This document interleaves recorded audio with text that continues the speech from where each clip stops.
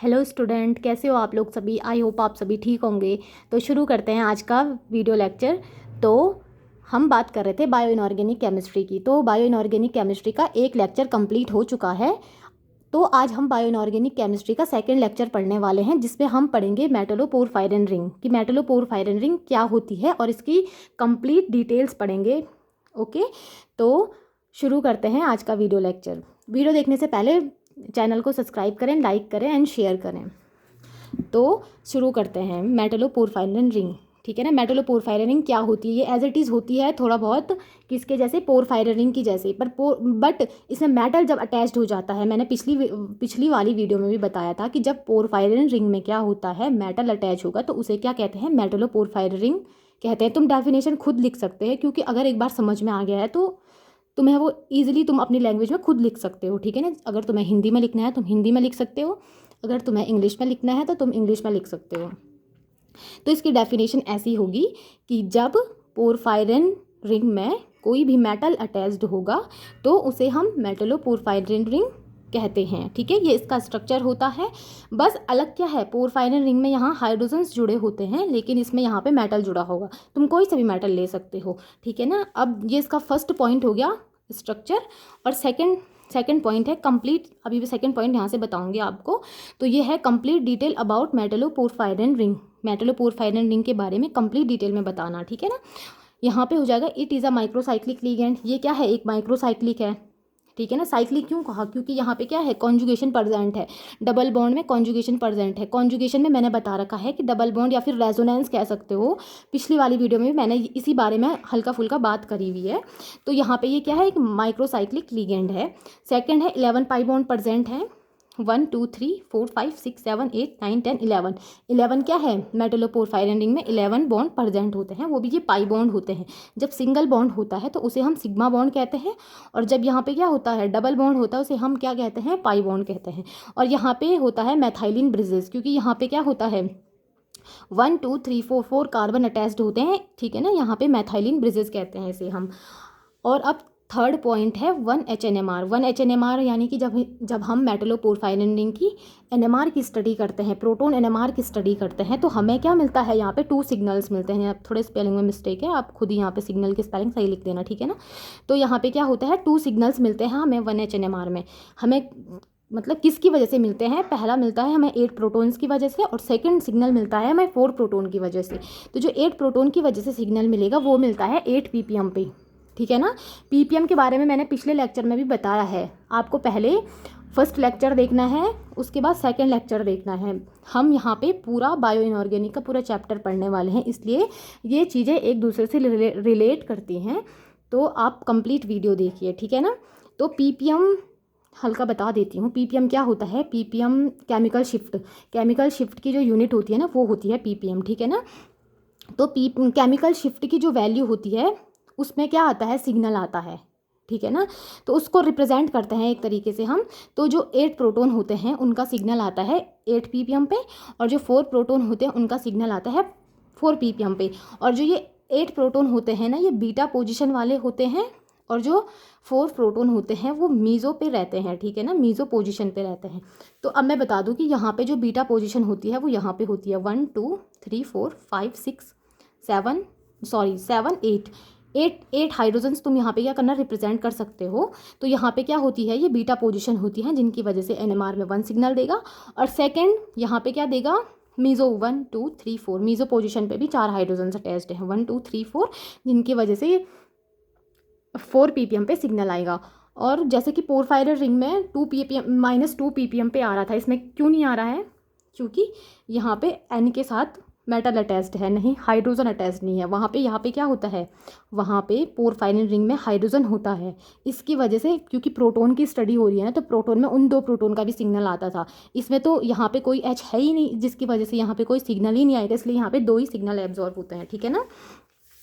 अब third point आएगा हमारा IR के बारे में।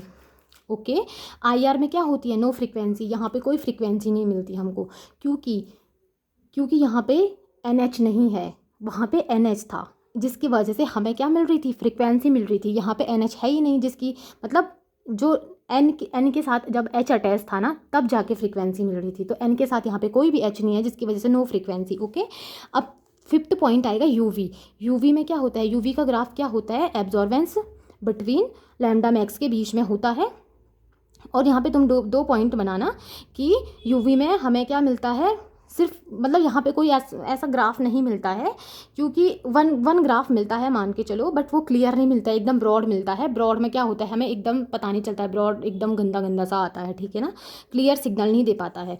तो यहाँ पे क्या होता है, फर्स्ट बैंड जो सॉलिड बैंड था, पोरफायरिन रिंग में भी बताया था मैंने, 2 सिग्नल मिलते हैं, पर यहाँ पे जो सॉलिड बैंड होता है ना वो क्या होता है, ब्रॉड हो जाता है, एकदम धुंधला धुंधला होता है, क्लियर पता नहीं चलता है सॉलिड बैंड का।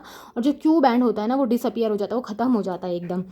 ओके, अब 6 पॉइंट रहेगा हमारा, number of metal chelating ring. इसका क्या मतलब हुआ, यानी कि मेटल चिलेटिंग रिंग के बारे में पता है क्या, मतलब मेटल चिलेटिंग रिंग, ठीक है ना। यहाँ पे क्या है, मेटल के साथ ये नाइट्रोजन क्या है, ये चिलेशन कर रहे हैं यहाँ पे, ठीक है ना, इसका मतलब होता है मेटल चिलेटिंग रिंग।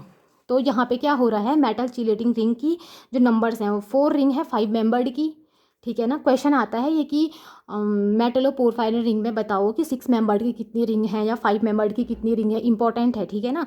तो 4 रिंग जो होती हैं वो 5 मेंबर्ड की होती हैं, और 4 रिंग जो होती हैं वो 6 मेंबर्ड की होती हैं, समझ रहे हो ना। ये देखो यहाँ पे क्या हुआ, ये इसके साथ अटैच हो गया, ये इसके साथ अटैच हो गया, ये सारे के सारे क्या हो गए, इस मेटल के साथ अटैच हो गई।